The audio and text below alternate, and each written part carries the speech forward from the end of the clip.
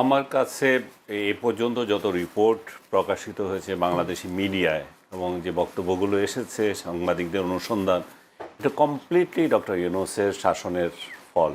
Doctor ইউনূসের অব্যবস্থাপনা, মানে পূর্ণ মাত্রায় একটা সেক্টরকে অবহেলা, এটা সেক্টর অবহেলা, এটা শিশু মারা যাচ্ছে তা আপনারা দেখছেন।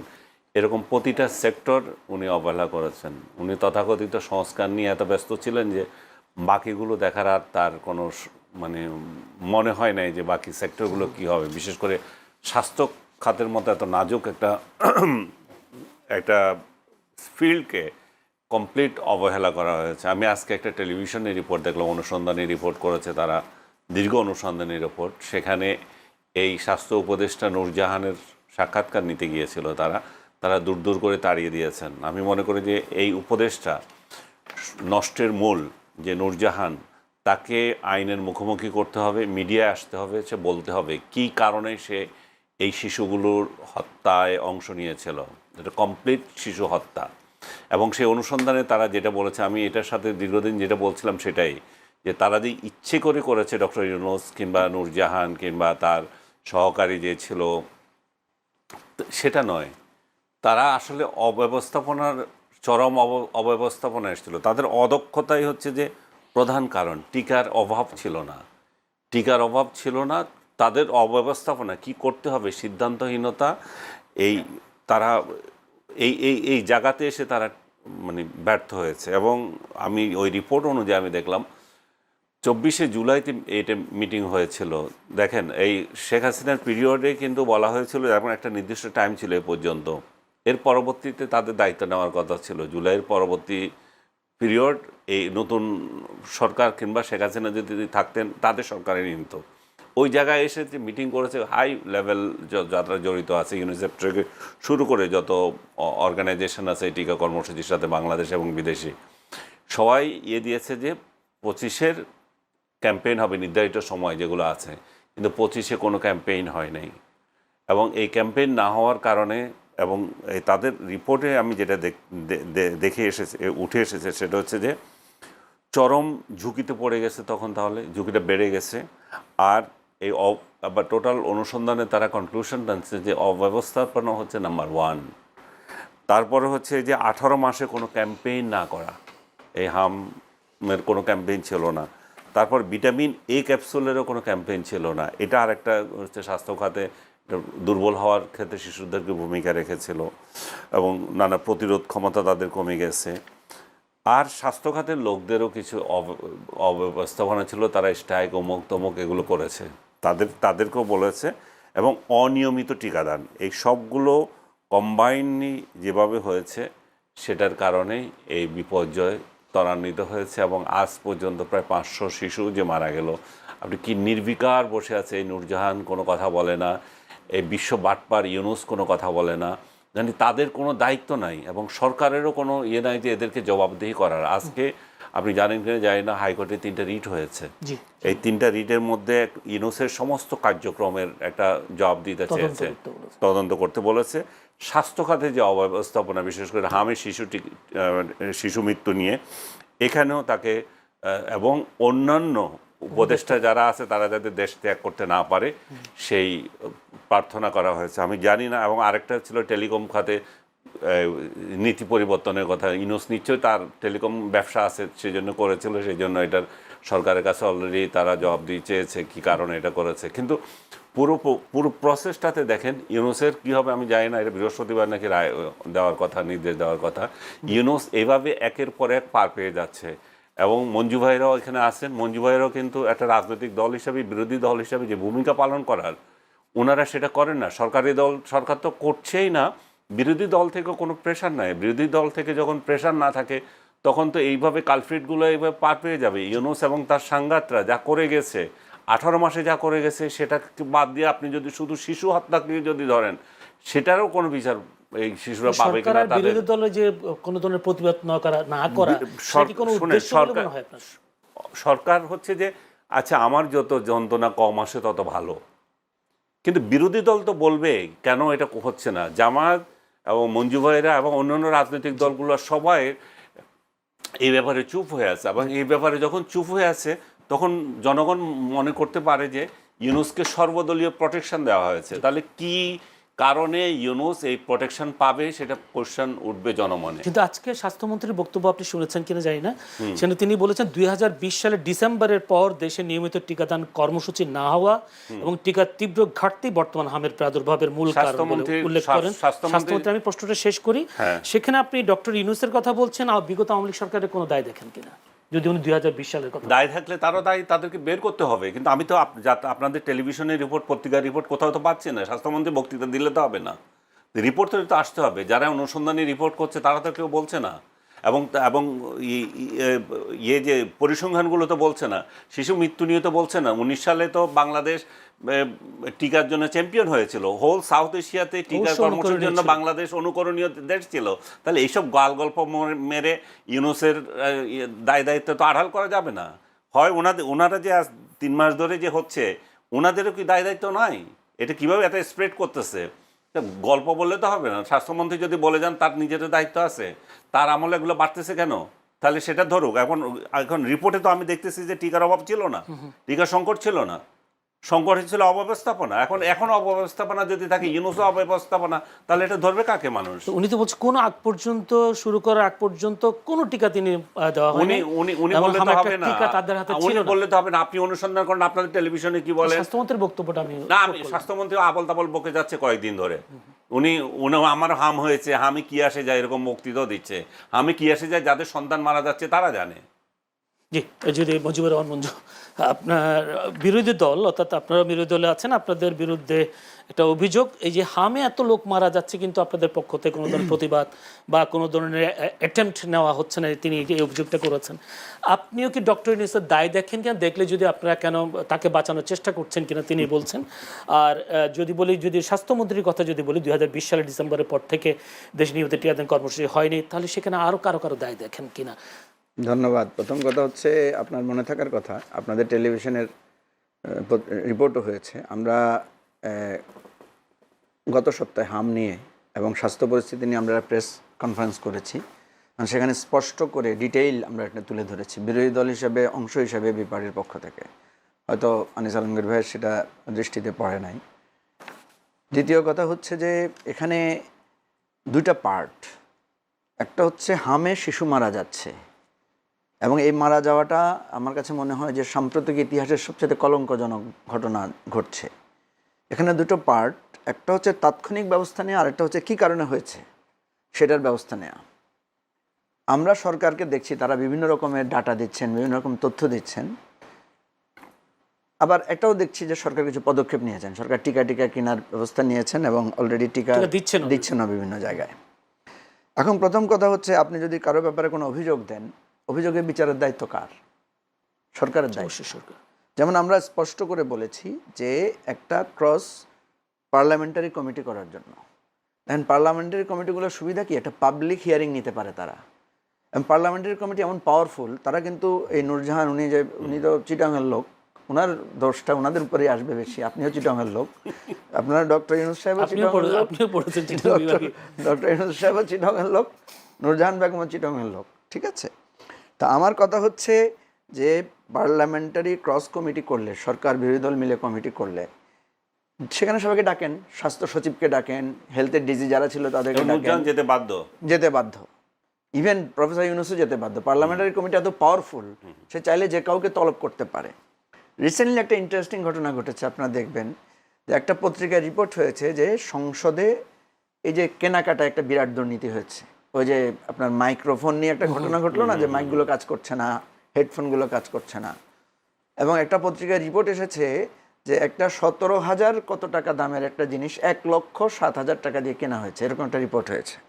পরে কিন্তু একটা পার্লামেন্টারি ক্রস কমিটি হয়েছে এবং সেই কমিটির আহ্বায়ক আশরাফুদ্দিন নিজান সাহেবকে আমরা দেখলাম, উনি ব্রিফ করেছেন এবং ওনারা তদন্ত করে দেখলেন আসলে 17,000 টাকা দিয়ে কেনা হয়েছে, কিন্তু ওই রিপোর্টার ভুলে ওই 17,000কে 1,07,000 টাকা লিখেছেন। পরে ওই রিপোর্টার এটার জন্য ভুল স্বীকার করেছেন। এখন দেখেন, যদি এই ক্রস কমিটিটা করে তাৎক্ষণিকভাবে ইনকোয়ারি করে এই জায়গাটা না হতো, তাহলে কিন্তু আমরা ওই বয়ানটাই ধরে নিতাম। এখন বারবার যেটা বলা হচ্ছে যে, এখন আমি কাউন্টার করতে চাই না আনিস ভাইয়ের সাথে, আনিস আলমগীর ভাইয়ের সাথে, আমাদের হেলথের যিনি স্পেশাল অ্যাসিস্ট্যান্ট ছিলেন সাইদুর রহমান সাহেব, উনি কিন্তু একটা ব্রিফিং দিয়েছেন, একটা বক্তব্য দিয়েছেন, এবং সেই বক্তব্য থেকে আমি আপনাকে পড়ে শোনাই। উনি বলছেন যে এই 2000 ওনারা যে বাজেটটা দিয়েছেন সেখানে ওনারা 1000 কোটি টাকা বরাদ্দ করেছেন মানে ইয়ার জন্য, টিকা কেনার জন্য, কিন্তু এর আগের অর্থ বছরের সবগুলোতে ছিল কম, মানে ওনারা অনেক বেশি টাকা বরাদ্দ করেছেন। এবং উনি কিন্তু একটা চ্যালেঞ্জ করেছেন যে হামের টিকা দিতে গিয়ে কেউ টিকা না পেয়ে ফেরত গেছে, এরকম কোনো ঘটনা আছে কিনা, এরকম ঘটনা থাকলে উল্লেখ করেন। এখন আমার কথা হচ্ছে কি, এই জিনিসগুলো আমরা কেন ক্রস চেক করি না? যেমন উনি যখন এই চ্যালেঞ্জটা দিয়েছেন তখন আমরা কেন পাশাপাশি বলতেছি না হ্যাঁ আমি টিকা কিনতে গিয়ে আমি পাই নাই, আমি টিকা দিতে গিয়ে টিকা পাই নাই। আনিস আলম গরিব একটা কথা বলেছেন যে অন্তর্বর্তীকালীন সরকার সময় এক ধরনের যারা টিকা দেয় আমাদের রুট লেভেলে যে সমস্ত নার্স বা স্বাস্থ্যকর্মীরা, তারা একটা লম্বা সময় ধর্মঘট করেছে, ধর্মঘট করে তারা টিকাগুলো দেন নাই। ঠিক আছে, সরকার কিন্তু তখন সিরিয়াস লেভেলের প্রেশারে ছিল নানা রকম আন্দোলন সংগ্রামের কারণে, এবং তখন অনেকে বলেছিল যে এত আন্দোলন হচ্ছে কেন হঠাৎ করে, এটার পেছনে কোনো পতিত সরকারের কোনো পদক্ষেপ আছে কিনা। এই যে কোনো একটা আন্দোলন হলে পতিত সরকারকে দায়ী করা, এটারও আমি মনে করি মানে একটা তদন্ত সাপেক্ষে বলা উচিত, মুখস্থ এর দায় ওকে দেওয়ার দরকার নাই। এখন আমরা দেখছি যে হাম কিন্তু শুধু বাংলাদেশে না, পৃথিবীর বিভিন্ন দেশে হচ্ছে, ভারতেও হামের প্রাদুর্ভাব দেখা দিয়েছে, যুক্তরাষ্ট্র হচ্ছে হামের প্রাদুর্ভাব। যেমন তাইলে কি আমরা শুধু তো হাম টিকার জন্য হচ্ছে বিষয়টা এমন না, টিকা একটা প্রধান কারণ। এবং ওনারা যে ব্যাখ্যাটা দিয়েছেন যে টিকার কোনো সংকট ছিল না, প্রয়োজন অর্থ ওনারা বরাদ্দ দিয়েছেন, টিকা কেনার এখানে একটা ঘটনা আছে। সেই ঘটনাটা কি, আমরা যখন অনুন্নত দেশ হিসেবে ছিলাম আমাদেরকে ইউনাইটেড নেশনস থেকে ইউনিসেফ থেকে ফ্রি টিকা দিত, কিন্তু আওয়ামী লীগ সরকার যখন ভাবলো যে আমাদের এই রাষ্ট্রটাকে স্বল্পোন্নত দেশ এলডিসি গ্র্যাজুয়েশনে নিয়ে যাবে, সেই জায়গায় যখন গেল তখন কিন্তু ইউনিসেফ থেকে আর ফ্রি টিকা দেওয়া বন্ধ করে দিল। তারা বললো তোমরা যেহেতু উন্নত হয়ে গেছো, তোমাদের যেহেতু আর্থিক সংকটই বেড়েছে, তোমরা যেহেতু বড় লোক হয়েছো, তো আমি ফ্রি দিব কেন, তোমরা কিনে নাও। এই ইউনিসেফ থেকে আমরা টিকা কিনে নিতাম, যারা আমাদেরকে ফ্রি দিত। এটা আমাদের বাহাদুরের জন্য যে আমি একটু বড় লোক হয়েছি, এটা ভাব দেখানোর জন্য। যাই হোক, সেইটার ত্রুটি বিচ্ছুতি আমরা আলাদাভাবে বিচার করব। এখন ইউনিস গভর্নমেন্ট যেটা করেছে যে আমি যদি টিকা কিনি, আমি ইউনিসেফের মাধ্যমে কিনবো কেন, আমি সরাসরি যারা প্রডিউসার তাদের কাছ থেকে কেন কিনবো না? তখন ওনারা এই ক্রয় নীতিটা পরিবর্তন করেছেন, তো ওপেন টেন্ডার দিয়ে আমরা কিনবো। এই ওপেন টেন্ডারে কিনতে গিয়েই ইউনিসেফের সাথে এখানে গ্যাপটা হয়েছে, এবং এই প্রসেসটা ওনারা শেষ করতে পারেন না, যার কারণে টিকাটা কিনতে পারেন নাই। এখন দুটো কথা, সেই সময় ইউনিসেফের পক্ষ থেকে বলা হচ্ছে আল্লাহর দোহাই আপনারা এই টিকা নিয়ে। এখানে যে প্রসঙ্গটা আমার কাছে কয়েকটা ইস্যু, একটা হচ্ছে যে এখানে কোনো দুর্নীতি হয়েছে কিনা, টাকা লোপাট হয়েছে কিনা, যে টিকার টাকা মেরে দিয়েছে টিকা দেয় না, এটা একটা ঘটনা। এটা যদি হয় এটা অবশ্যই সিরিয়াসলি অফেন্স। আরেকটা হচ্ছে উনি যেটা বলেছেন অভিজ্ঞতার অভাব। এখানে অভিজ্ঞতা কার অভাব? নূরজাহান বেগম, ওনার অভিজ্ঞতার অভাব থাকতে পারে, কিন্তু ওখানে যে পুরো স্বাস্থ্য ব্যবস্থাপনা আছে, বিশাল সচিবালয়, সেখানে ডিজি আছেন, এখানে ওনারা নোটগুলোতে কি লিখেছিলেন? ধরেন ওনারা লিখেছেন কিনতে হবে, ওনারা লিখেছেন ইউনিসেফ থেকে এখন কিনতে হবে দ্রুত, নূরজাহান বাদ করে দিয়েছেন, তাহলে নূরজাহানকে ধরতে হবে। আর যদি ওনারাই লিখেন যে হ্যাঁ এটা আমরা ওপেন টেন্ডারে কিনবো, ওপেন টেন্ডার কিনলে আমাদের এত টাকা বাঁচবে, তাহলে আমরা ওদেরকে ধরবো যে আপনারা তো এক্সপার্ট, আপনারা তো ইপিআই কর্মসূচির সাথে অনেক দিন থেকে ইনভলভ ছিলেন। সেই জন্য আমার কথা হচ্ছে ভাই, এই দোষারোপের রাজনীতি না করে, দোষারোপের জায়গায় আমরা তো বহু করেছি, ইমিডিয়েটলি আমি মনে করি একটা ক্রস কমিটি পার্লামেন্টারি করা দরকার, করে এক সপ্তাহের মধ্যে আমাদেরকে জানান যে আসল ঘটনাটা কি, তাহলে এটা আমরা সেটেল করব। দ্বিতীয় হচ্ছে, এখন আমরা টিকার মৃত্যুতে, টিকার এখানে অনেকগুলো ঘটনা তৈরি হয়েছে। দেখেন, একটা হচ্ছে যে আমাদের নিয়ম ছিল 9 মাস বয়স থেকে টিকা দেয়া, 9 মাসের আগে বাচ্চারা সেফ, তাদেরকে যেহেতু মায়ের দুধ খায় তাদের ইমিউনিটি থাকে, হয় না। কিন্তু এখন দেখা যাচ্ছে 5 মাস বয়সের নিচে থেকে প্রায় 30% 40% এই হামে আক্রান্ত শিশুরা কম। তাহলে দেখা যাচ্ছে যে আমাদের এই হামের যে জীবাণুটা আছে সে কিন্তু তার ক্যারেক্টারও চেঞ্জ করতেছে। এবং কখনো দেখা যাচ্ছে এখন কিন্তু দেখেন সাথে সাথে কিন্তু ওনারা রিভিউ করে আরও কম বয়স থেকে টিকা দেওয়া শুরু করেছেন। অর্থাৎ একটা জিনিস, আমাদের এই যে থ্রেট আসতে পারে, একটা জিনিস আমরা টিকায় স্বয়ংসম্পূর্ণ হয়ে গেছি, কিন্তু এরপরে যে আবার থ্রেট আসতে পারে তো। এই যে আমরা করোনার পরিস্থিতি দেখেছেন বাংলাদেশে, আমরা দেখলাম যে করোনায় বড় লোকেরা বেশি আক্রান্ত হয়েছে, গরিবরা কম হয়েছে। এবং আমাদের যে সোশ্যাল ডিস্টেন্সিং আমরা যেভাবে মানছি, ওই যে বস্তিবাসীরা তো মানতে পারে নাই, তাদের কিন্তু করোনা বেশি হয় নাই, করোনায় মারা গেছে সব উচ্চবিত্ত লোকেরা। কিন্তু আপনি দেখেন হামে মারা যাচ্ছে কিন্তু গরিবরা বেশি, বড় লোকদের সন্তান মারা গেছে এরকম ঘটনা নাই কিন্তু। তাহলে ওখানে কি সমস্যা হচ্ছে? তাহলে এই জিনিসগুলো আমাদের গবেষণায় দেখতে হবে যে একটা ঘটনাকে অন্ধভাবে, মানে আমি সবকিছু আওয়ামী লীগের উপর দায় চাপিয়ে দিলাম, আমি সবকিছু ডক্টর ইউনূসের উপর দায় চাপিয়ে দিলাম, দায় তো চাপিয়ে দিতেই পারি, কিন্তু আমার সন্তানগুলা শিশুগুলা মারা যাচ্ছে, সেটা তো আমি রোধ করতে পারবো না।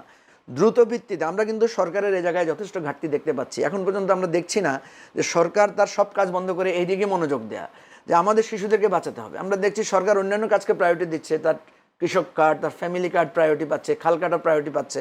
ওয়েল, এটা প্রায়োরিটি পাচ্ছে, এটা পাওয়া উচিত।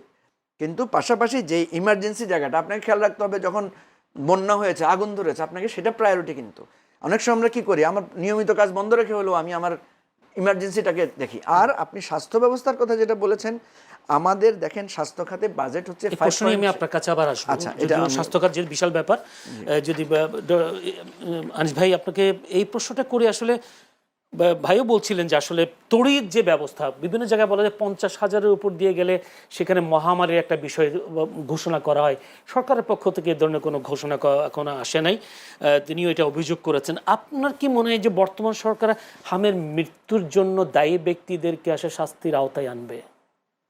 আনা তো উচিত, আনবে না কেন? তারা যদি দেখে যে তাদেরই দোষ, আমি তো সেটা বারবার বলছি, ইউনুস থেকে শুরু করে একবার ফিল্ড লেভেলে যারা ছিল সবার তদন্ত হোক, তদন্ত করে। এবং মঞ্জু ভাই খুব ভালো বলেছে, সংসদীয় কমিটি করলে এর থেকে তো পাওয়ারফুল কমিটি আর হয় না। সেখানে কমিটি করে এদেরকে মুখোমুখি করা, তাহলে আমরা আসলে দেখতে পাবো যে এইসব গালগল্প যেটা হচ্ছে যে শেখ হাসিনার আমলে হয়েছিল, তারপরে অমুক হয়েছিল, তমুক হয়েছিল, আরও পিছনে গেলে যে শায়েস্তা খান আমলে চলে যাবে, কিন্তু নিজেদের দায়িত্ব কি সেটা নিয়ে কোনো জবাবদিহিতা নাই। এবং ইমিডিয়েট পাস্ট সরকার যে যার কথা সমস্ত রিপোর্টে উঠে এসেছে, সমস্ত মানুষ বলতেছে, সেটা নিয়ে কোনো চুপ হয়ে আছে কেন? এটা কি খালু লাগে নাকি? কেন, কি কারণে তার বিরুদ্ধে কোনো ব্যবস্থা নেওয়া হবে না? কি কারণে যে দায়ী কর্মকর্তাদের বিরুদ্ধে ব্যবস্থা নেওয়া হবে না? এটা তো হওয়া উচিত। আর আপনি বলছিলেন যে মহামারী আকারে ধারণ করেছে, এগুলো কী করবে এখন? বিশেষ কোনো ফিল্ড হাসপাতাল থেকে শুরু করে সেটা তো করা উচিত। সেটা তো মহাখালী তো আছে, একটা আছে, বা এরকম আরও কিছু করা উচিত। কিন্তু মানে এটা কি বলেন যে বিশেষ জরুরি অবস্থা যদি জারি করে, হেলথ ইমার্জেন্সি, যদি এটা করে আবার সরকারি তরফ থেকেও ঝামেলা তৈরি হয়, তখন এই স্বাস্থ্য ব্যবস্থা সবগুলো ওই যে পুলিশ ইয়েদের আন্ডারে চলে যায়, মানে সমস্ত কর্মকাণ্ড হেলথ অফিসারদের পেছনে চলে যায়, বা তারা তখন পাওয়ারফুল হয়, বিশেষ যদি মহামারী ডিক্লেয়ার করে যদি কিছু করা হয়। তো আমার মনে হয় যে ওই প্রশাসনিক কী ব্যবস্থা নিল সেটা বিষয় না, বিষয়টা হচ্ছে যে যে লোকগুলো মারা যাচ্ছে সেখানে কি ব্যবস্থা নেওয়া হচ্ছে, সেখানে প্রিভেন্টের অবস্থা কি, সেখানে কেন অতি আমরা যে জীবন রক্ষাকারী জিনিসগুলো দিতে পারছি না, যেগুলো মাস্ক অন্যান্য সংকটের কথা বলছে, হ্যাঁ আমি ওটার কথা বলতে চাচ্ছিলাম। তাহলে ওইগুলো কিভাবে প্রোভাইড করা যায় সেটা দেখতে হবে। এবং সরকারের তরফ থেকে এটাকে গুরুত্ব কতটা দেওয়া হচ্ছে সেটা নিয়েও মানুষ কোয়েশ্চেন করে। এই যে স্বাস্থ্যমন্ত্রী বারবার এই কথা বলে, সেই কথা বলে, ওনার কথার কোনো ইয়ে নেই, মানে মানুষ তো ওনার বক্তব্যে কাউকে বাঁচাতে চাচ্ছে এরকম বিষয়টা। আমি জানি না উনি কাকে বাঁচাতে চাচ্ছে, কোনো ওনার কথার কোনো আগামাথা পাচ্ছে না লোকজন। এগুলো বয়স হয়ে গেলে মনে হয় এরকম হয়ে যায়। আমি মনে করি যে এটা প্রধানমন্ত্রী নিজে এটা দৃষ্টি দেওয়া উচিত। আমি ওই দিন দেখলাম যে উনি একটা হসপিটালে 2 জন প্রতিনিধি পাঠিয়েছেন, 2 বাচ্চাকে নিয়ে, হয়তো যমজ বাচ্চা ছিল ওরা। আমি মনে করি যে প্রধানমন্ত্রী নিজে যদি কোথাও কোনো হসপিটালে যান, দেখেন, তাহলে এদের টনক নড়তে পারে, নতুবা নড়বে না। একদিক দিয়ে ইউনিসেফকেও কিছু করা যাচ্ছে না, এই সরকার বলবে যে আমার 3 মাস হয় নাই, আমাকে কেন দই করবা? তাহলে এই শিশুগুলো যে মারা যাচ্ছে তারা কি করবে? তাদের কি? আপনি দেখতে পাচ্ছেন যে এই যে কায়সার হামিদের মেয়ে মারা গেল, সবাই আমার সোশ্যাল মিডিয়া, সিভিল সোসাইটির লোকজন, সর্বস্তরের মানুষ এটা নিয়ে কান্নাকাটি করছে, অল্প বয়সে মারা গেল, এটাই স্বাভাবিক করাটা। কিন্তু এই যে 500 শিশু যে মারা গেল, সেটা নিয়ে কার কি আহাজারি দেখেছেন? মঞ্জু ভাই বলতেছেন যে আমরা তো আমাদের দল থেকে ব্যবস্থা নিয়েছি, আমি অ্যাপ্রিসিয়েট করি। মঞ্জু ভাই আজকে আরও একটা ভালো কাজ করেছেন, যে মিরপুরে মাজার হামলার প্রতিবাদে তার দল বড় ভূমিকা রেখেছে এবং ওইটা স্টেটমেন্ট দিয়েছেন, আমি দেখেছি। মঞ্জু ভাইকে সামনাসামনি না বলে অনলাইনে ইয়েতেই বললাম, আমি টেলিভিশনেই বললাম আপনি ভালো কাজ করেছেন। তো এই যে এখন প্রধানমন্ত্রী যদি এটাতে একটু উদ্যোগ নেন, তাহলে অন্যরাও আসবে। এবং যে রাজনৈতিক দলগুলো চুপ হয়ে আছে, ইউনুসের বিরুদ্ধে চলে যায়, আমরা যদি কিছু বলি এটা ইউনুস দায়ী হয়ে যাবে, জামাত ইসলাম কিছু বলে না এবং এনসিপি তো বলবেই না।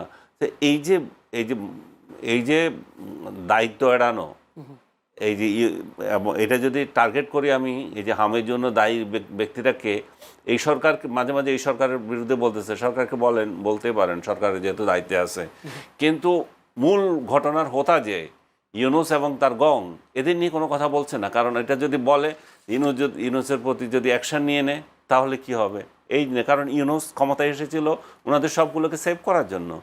বলছেন ইউনূসের বিরুদ্ধে অ্যাকশন নিলে কি হবে আসলে?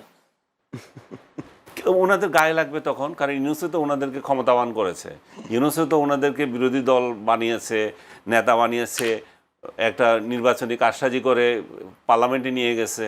তো সবগুলো তখন ইয়ে লাগে না, একটা কৃতজ্ঞতাবোধ তো কমে যায় তখন, যে এত কৃতজ্ঞ থাকা তো বেইমানি হয়ে যায়। সরকার দলের কথা বলছে না বিরোধী দলের কথা বলছে? বিরোধী দল। আচ্ছা আচ্ছা, না কেন ডক্টর ইউনূসকে দায়ী করলে বা বিচারের আওতায় আনলে হতে সরকারকে আনতে হবে।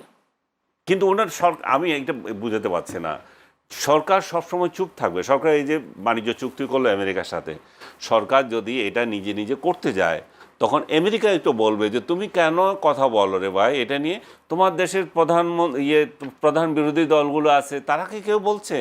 তারা তো বলে তোমার দেশের জনগণ কি কিছু বলছে? এখন তো জনগণ কাউ করলেও কিছু আসা যায় না, কারণ জনগণের প্রতিনিধিত্ব তো করে বড় দল যারা আছে তারাই করে। তো জনগণের প্রতিনিধি যে দলগুলো আছে তারা যদি চুপ করে থাকে, প্রধান বিরোধী দল যদি চুপ করে থাকে, তাহলে আমেরিকা কেন এই চুক্তি বাতিল করবে? এবং সরকার কোন মুখে বলবে যে এই চুক্তি আমার ভালো না, এটা বাতিল করো?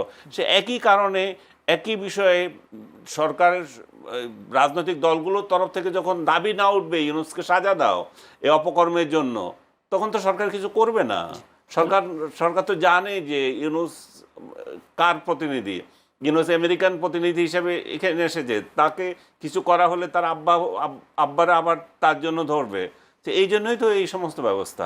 মুজিবুর রহমান মঞ্জুর কাছে, মুজিবুর রহমান মঞ্জু অনেক ধরনের কথা বলছে, যদিও ইনকিলাব মঞ্চের জাবের তিনি বলেছেন অনেক মায়েরা স্মার্টনেসের কারণে বুকের দুধ পান করানো শিশুদেরকে, সেই কারণে ইমিউনিটি গ্রো না হওয়ার কারণে হামের এই প্রাদুর্ভাব বেড়েছে। তিনি একটা মন্তব্য করেছেন। তিনি আবার স্বাস্থ্যসেবার খাত নিয়েও তিনি প্রশ্ন তুলেছেন, আমাদের দেশে 55 বছরও কেন স্বাস্থ্যসেবা উন্নয়ন হয়নি। আপনি কি মনে করেন কি আমাদের দেশের এই 55 বছরের স্বাস্থ্যসেবা খাতটা এখনও কেন দুর্বল? যেটা আমরা করোনার সময় দেখেছি, আইসিইউ সংকটে প্রচুর মানুষ এমনও কামনা করতে দেখেছি, এই রোগীটা মারা গেলে আমার মাটাকে আমি আইসিইউতে দিতে পারতাম, এইরকম কামনা করতে আমরা দেখেছি বিভিন্ন সময়। আমি নিজেও সেই ভুক্তভোগী আমার মাকে নিয়ে। তো এই যে এত বছর পরে স্বাস্থ্যসেবা খাত এখনও কেন দুর্বল, এখনও কেন বাংলাদেশের মানুষকে বিদেশে গিয়ে চিকিৎসা করতে হয়?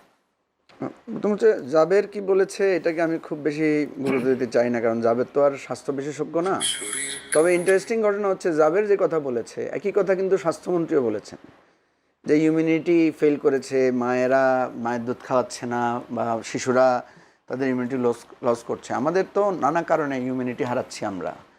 এটা তো আমরা সবচেয়ে বেশি ভুক্তভোগী করোনার সময় আমরা দেখেছি, কারণ আমাদের প্রপার প্রোটিন, প্রপার ভিটামিন এগুলোর যথেষ্ট ঘাটতি আমাদের আছে।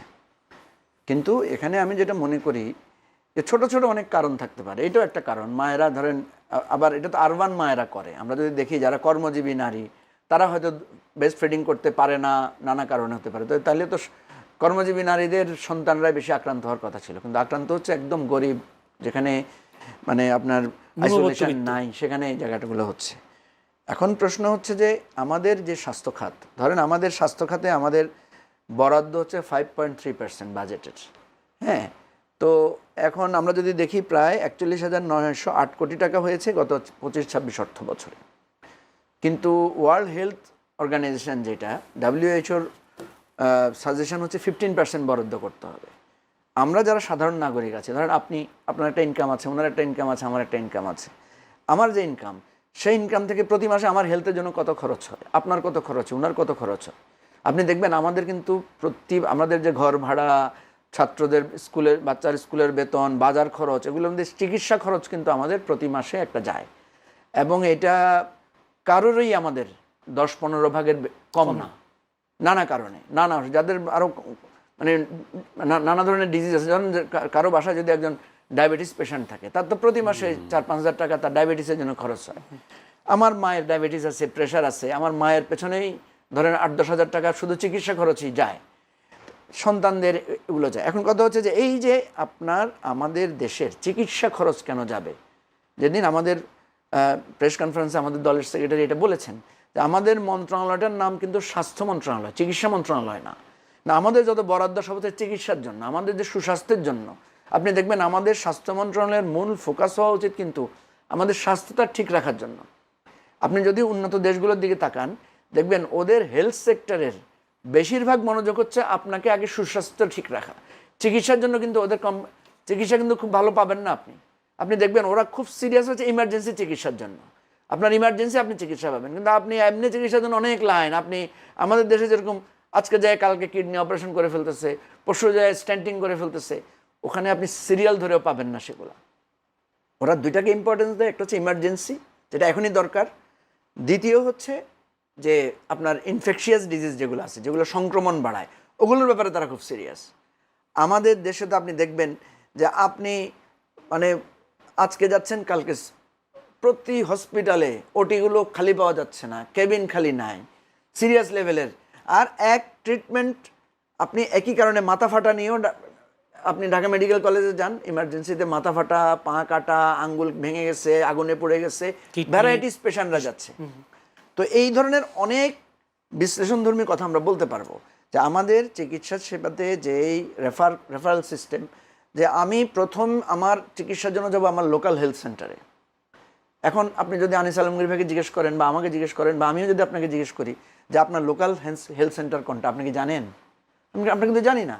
এখন আমার অসুবিধা হইলেই আমি আমার পাশে যেটা বড় হসপিটাল আছে বা দামি হসপিটাল আছে সেখানে ফোন করছি, বা আমার যেখানে খাতির আছে আমি তাকে ফোন করতেছি। এই যে আমাদের সিস্টেম, আপনি তো উন্নত বিষয়টা পাবেন না। আপনার খালতো ভাই ডাক্তার বড়, তাকে আপনি দেখাইতে পারবেন না, আপনাকে আপনার লোকাল জিপিকে দেখাইতে হবে। আমার এক খুব পরিচিত বড় ভাই আছে, উনি ইংল্যান্ডে খুব বড় আই স্পেশালিস্ট। আমি ওনাকে বললাম যে আমার চোখে তো সমস্যা, আমার একটু ট্রিটমেন্ট করতে হবে।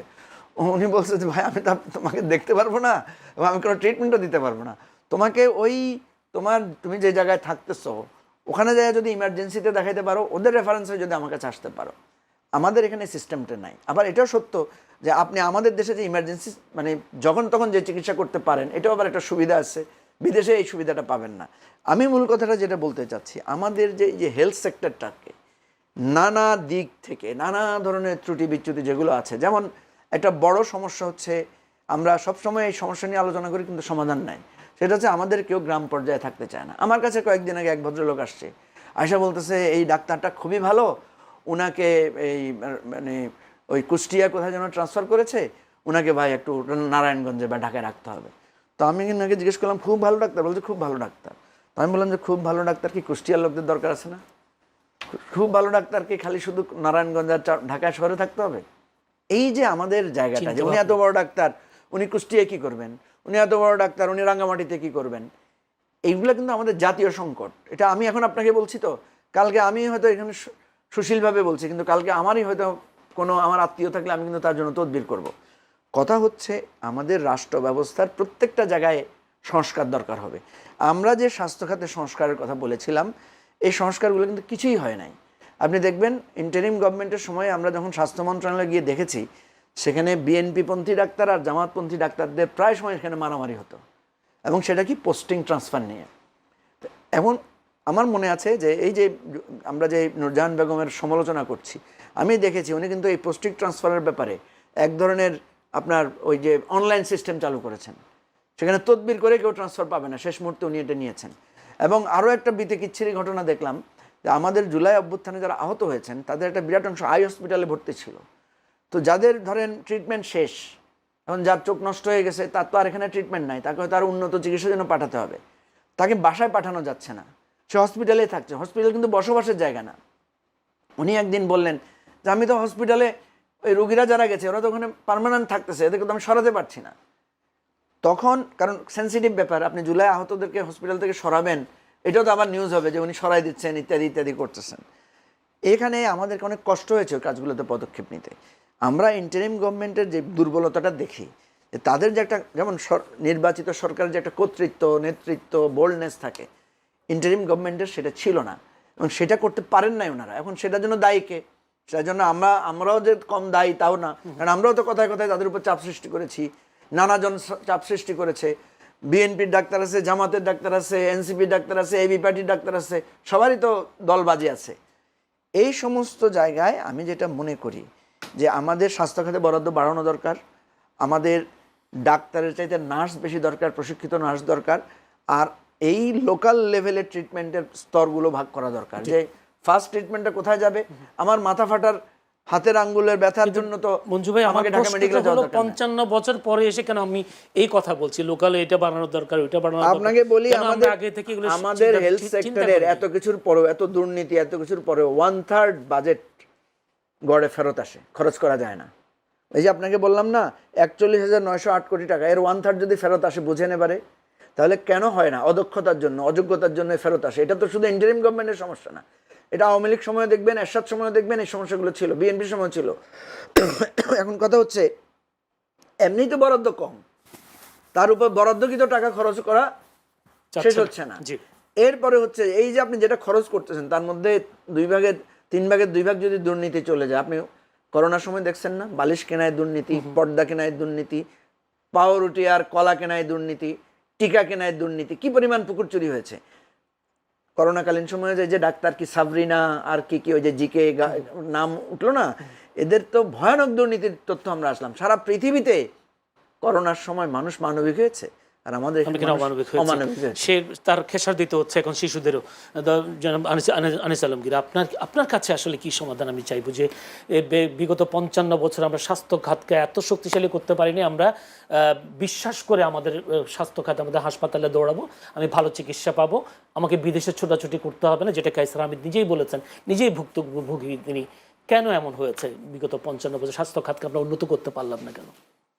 আমি এটা জবাব দিচ্ছি আপনাকে। তার আগে মঞ্জু ভাইকে যে কোশ্চেনটা করেছিলেন একটা ছেলের রেফারেন্স দিয়ে, যে জাবের, হ্যাঁ আপনার ইনকিলাব মঞ্চের জাবের, এগুলো হচ্ছে যে এই যে ইউনুসের আরেকটা উইং, এগুলা ইউনুসকে রক্ষা করার জন্য বিভিন্ন জায়গায় বিভিন্ন উইং আছে। উগ্র মৌলবাদী উইংয়ের নেতৃত্ব দেয় এরা বাংলাদেশের নারীদেরকে দায়ী করছে এখন হামের জন্য।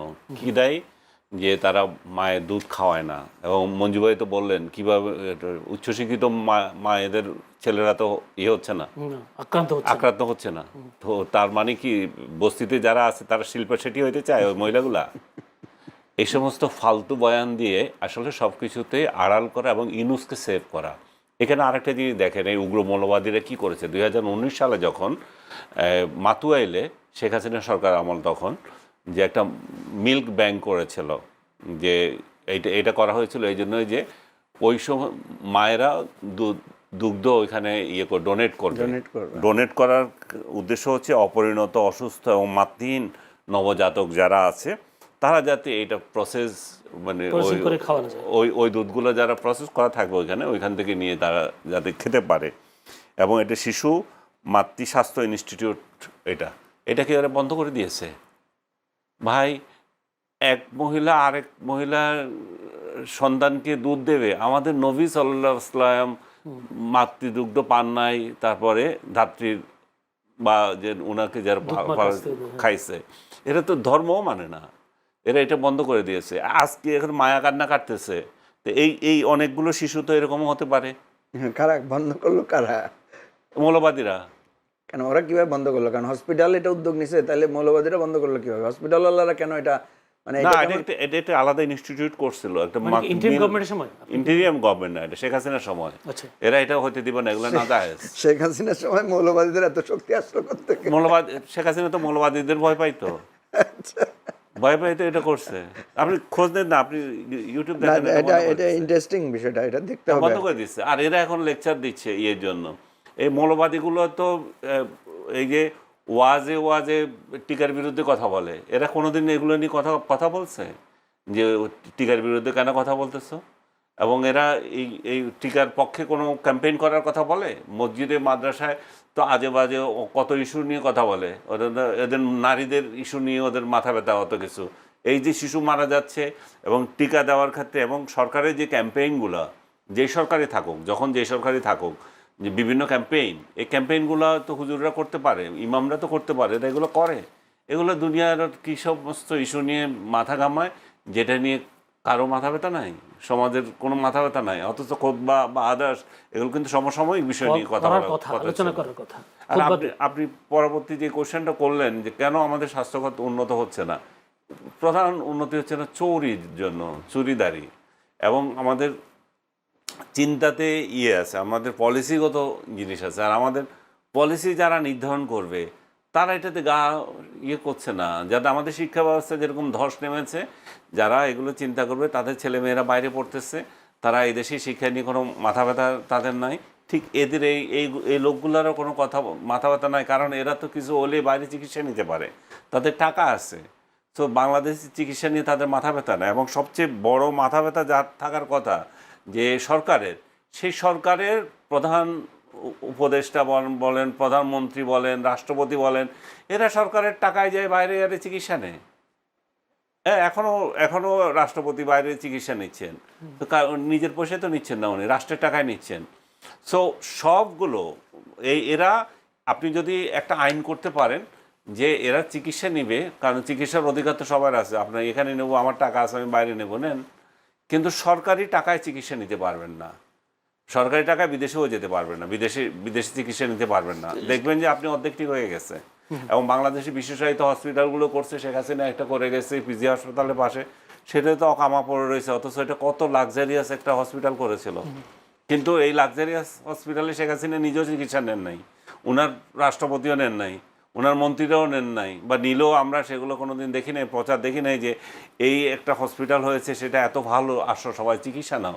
তার মানে হচ্ছে আমাদের ধারাবাহিকভাবে আমাদের সরকারগুলোতে যারা থাকে, মন্ত্রী এমপি যারা যারা থাকে, তারা চিকিৎসা ব্যয়টা এবং সরকারের আমলারা সরকার থেকে পায় এবং এটা বাইরে গিয়ে পায়, এই জন্য এগুলোর প্রতি তাদের। এখানে আরেকটা কারণ দেখেন কিনা, স্বাস্থ্য খাতের উন্নতি না হওয়ার পেছনে চুরি তো যে আছে, পেশাজীবী যারা ডাক্তার, যদি মঞ্জু ভাই একটুখানি বলেছিলেন বিএনপির ডাক্তার, জামাতের ডাক্তার, আওয়ামী লীগের ডাক্তার, এরা যে সময় ক্ষমতা থাকে, এখানেও কি তাদের কি কোনো মানে ঘাটতি দেখেন কিনা, তাদের দায়ী দেখেন? আমি এটাকে খুব বড় আকারে দেখি না, কারণ যে যখন ক্ষমতা থাকবে তাদের চেলারা থাকবে। এখন জামাত, ইন্টেরিয়াম গভর্নমেন্ট আমলে জামাত এখানে নেতৃত্ব দিয়েছে, যা সমস্ত পোস্টিংগুলো ডাক্তারি চিকিৎসা খাতে জামাতিরা দখল করেছিল, এখন এগুলো আস্তে আস্তে বিএনপির কাছে যাবে, যেতেই পারে। এবং যে একজন ডাক্তার হয়েছে সে তো আর অদক্ষ ব্যক্তি হিসেবে ওখানে যায় নাই, দক্ষতার যারা ঘাটতি আছে সেগুলো তারা দেখবে, তাদের বিশেষজ্ঞ, তাদের সিনিয়র যারা আছে, তাদের নীতি নির্ধারণের পর্যায়ে যারা আছে, তারা তো এমন একটা ইনস্টিটিউশন, এমন একটা ফালতু লোকের হাতে দেবে না। সো তারা ওইটুকু কনসিডারেশন থাকে।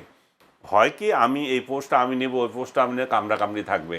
এই কামড়াকামড়ি সব সময় ছিল, এটা নতুন কিছু না। আমি মনে করি না যে শুধুমাত্র এটার কারণে হচ্ছে, আমি মনে করি যে পলিসিগত দিক থেকে এতে ঝামেলা আছে।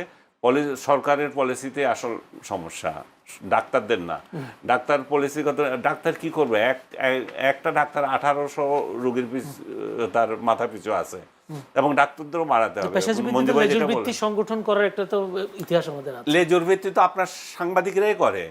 আপনি সামনে আপনারা এই দাবি করেন যে সরকার এটা কোনো সংগঠন দরকার নাই, এই সংগঠন নির্ধারিত করে দেখ, এটা আওয়ামী লীগ সাংবাদিক, এগুলো বিএনপি সাংবাদিক, জামাতি সাংবাদিক, এনসিপি সাংবাদিক, এনসিপি আছে কিনা আমি জানি না, এগুলো এনসিপি আর জামাতে একই। তো এইভাবে যদি হয়ে থাকে তাহলে আলাদা আলাদা দেখা যায়। তো প্রত্যেক সংগঠনে তো তাই আছে। এটা নিয়ে দৌড় দিয়ে লাভ নাই, কারণ সাংবাদিকতা যেখানে নিরপেক্ষতার 100% থাকার কথা, তারাই একটা সরকারি দলের দালালি করে, জামাতের দালালি করে, বিএনপির দালালি করে, অন্য সংগঠনগুলো তো কিছুই না। সে দালালি করলে তো এটা ওই সেক্টরের উপর এফেক্ট হচ্ছে না তেমনভাবে। জি, ধন্যবাদ মুজিবুর রহমান মঞ্জু। যে গত শুক্রবার যে ঘটনাটা ঘটলো, আপনি আলাপ করার চেষ্টা করেছেন, মিরপুরের শাহ-আলীর মাজারে হামলার ঘটনায় মামলা হয়েছে, সেখানে 9 জনের নাম উল্লেখ 100 থেকে 150 জন জামায়াত কর্মীর বিরুদ্ধে মামলা করেছেন, এক ভক্ত রেশমি বেগম, এবং সেই সাথে কুষ্টিয়া পীর হত্যার ঘটনায়ও জামাত নেতা কর্মীদের বিরুদ্ধে মামলা করা হয়। আমার প্রশ্ন হলো, আসলে এই সব হামলার কারণে জামাত যে মাজার বিরোধী, এই জিনিসটা কি এস্টাবলিশ হচ্ছে আস্তে আস্তে? দেখেন, মাজারে হামলার বিষয়টা নিয়ে আমি বলবো, আমি একটা জিনিস তথ্য পেলাম আনিস আলমগীর ভাইয়ের কথায়, যে মাতৃদুগ্ধের জন্য একটা স্টেপ গভর্নমেন্ট নিয়েছিল, কিন্তু মৌলবাদীদের বাধায় সেটা হতে পারে না। এটা একটু ক্রস চেক করা দরকার। কারণ হচ্ছে কি, আমরা তো দেখেছি শেখ হাসিনা মৌলবাদীদের বা সকল মৌলবাদীদের কোনো কিছুকেই বরং উনি দমন নিপীড়ন করেছেন। 5ই মে আলেমদের উপর একটা বড় ধরনের ঘটনার কথা শুনি। আর দ্বিতীয় কথা হচ্ছে আমরা আমাদের দেশে যারা খুব ভালো আলেম ওলামা তাদেরকে আমরা কিন্তু সবসময় দেখি তারা মায়েদেরকে সন্তানকে দুধ খাওয়ানোর বিষয়ে সিরিয়াসলি ক্যাম্পেইন করেন, যেটা উনি বলেছেন যে তারা এগুলো করেন না। কেউ এক দুইজন করতে পারেন, কারো কারো নানা ধরনের দোষ ত্রুটি তো থাকতেই পারে, কিন্তু আমি অ্যাজ এ হোল, মানে উনি যদিও শব্দটা বলেছেন মৌলবাদী, আমি টিকার ঠিক আছে, আমি যেটা বলি যে আমাদের দেশের আলেম ওলামাদের একটা বড় অংশকে আমি দেখি যে তারা হেলথ কনসাসনেসের ব্যাপারে এখন অনেক কথা বলছেন, তারা টিকার ব্যাপারে অনেক ভালো ভালো কথা বলছেন, তারা অনেক ধরনের সোশ্যাল ওয়ার্কের সাথে ইনভলভ আছেন। আমাদের সমাজে নানা ধরনের কপটতা ছিল, কুসংস্কার ছিল, টিকার বিরুদ্ধে তাবিজ, পানি পড়া, এ ধরনের একটা বিরাট ব্যবস্থাপনা ছিল, কিন্তু এগুলো আস্তে আস্তে এগুলো দূর হয়েছে। সেই জন্য আমি যেটা বলছি যে আমাদের এই যে দোষারোপের যে কালচার, বরং আমাদেরকে একদম স্পেসিফিক জায়গায় যেতে হবে। যেমন এটা যদি একটা রিসার্চ ওরিয়েন্টেড কাজ হয় যে মায়েদের দুগ্ধকে প্রিজার্ভ করে এটা অন্যকে ডোনেট করা যাবে, খাওয়ানো যাবে, এটার ক্ষেত্রে তো আমি কোনো স্বাস্থ্যগত সমস্যা দেখি না, এবং এটা কারো বাধার মুখে এটা বন্ধ করে দেওয়া হবে, এটাও ওয়াইজ না। এটা আমি মনে করি যে একটু হয়তো ভালো করে তদন্ত করে দেখতে হবে। না আপনি গুগল করেন, এটাতে আছে নিউজ। আচ্ছা, আমি দেখবো সেটা। প্রথম কথা হচ্ছে শাহ আলীর মাজারের ঘটনাটা আমরা বিভিন্ন জায়গায় বিভিন্ন রকম ঘটনা দেখেছি। কুষ্টিয়াতে একটা ঘটনা দেখলাম যে একজন পীরকে তার পুরনো দিনের একটা ভিডিওর দেখার ভিত্তিতে, উত্তেজনার ভিত্তিতে একটা মব হয়েছে এবং তাকে মারা হয়েছে, তার মাজার জ্বালিয়ে দেওয়া হয়েছে।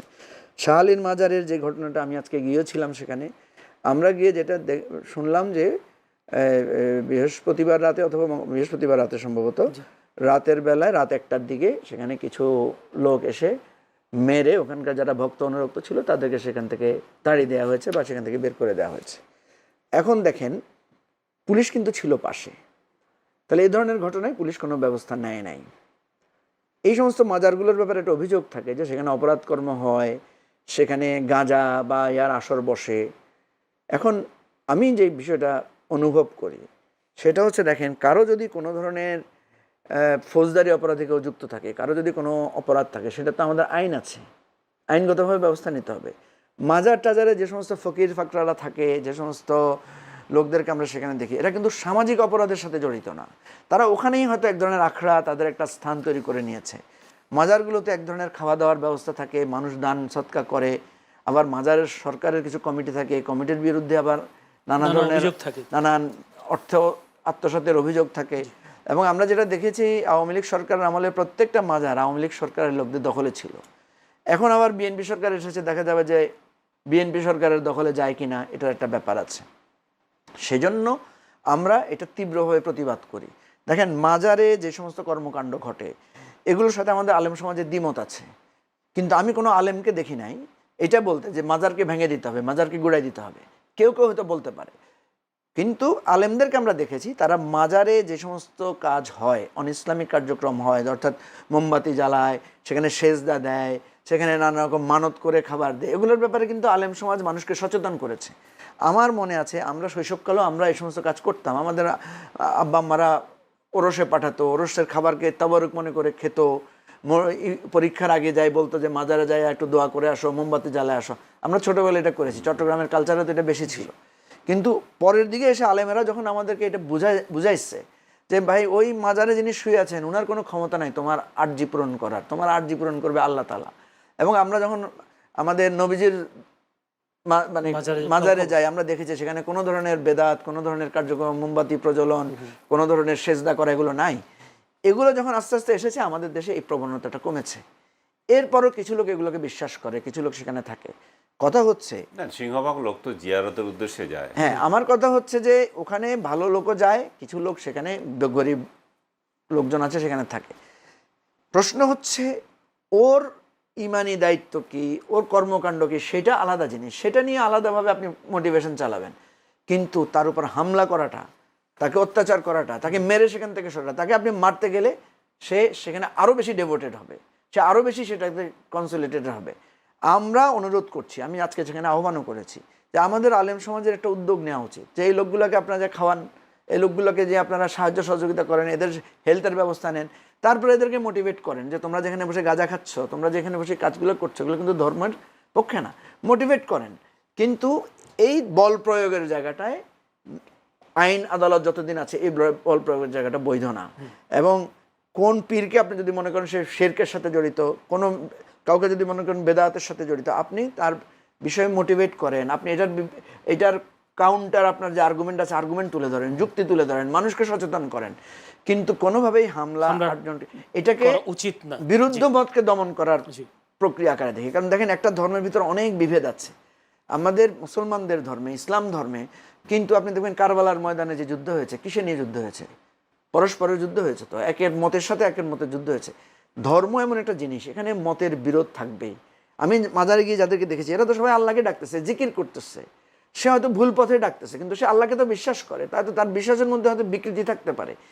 এই জায়গাগুলো আমাদের মধ্যে খোলা মনে আলোচনা করতে হবে। সে গাঁজা খায় বলে, সে একটা নামাজ কলমা পড়ে না বলে, সেখানে বসে সে একটা আপনার চিন্তার বাইরে বলে আপনি যদি তাকে মারেন, মেরে ফেলেন তাকে। এছাড়া মাজার কেন্দ্রিক যে বাউল শিল্পীগুলা ছিল, সুফি সঙ্গীতকারী যারা ছিল, ইউনূসের আমলে তো এদেরকে পিটানো হয়েছে। আমি কোন আমলে শুনেন, সব আমলেই হয়েছে। ইউনূসের আমলে হাজার হাজার শিল্পীকে ধরে পিটানো হয়েছে, হাজার হাজার এই বাউল এবং এই জাতীয় লোকদের চুল কাটিয়ে দেওয়া হয়েছে। ইউনূস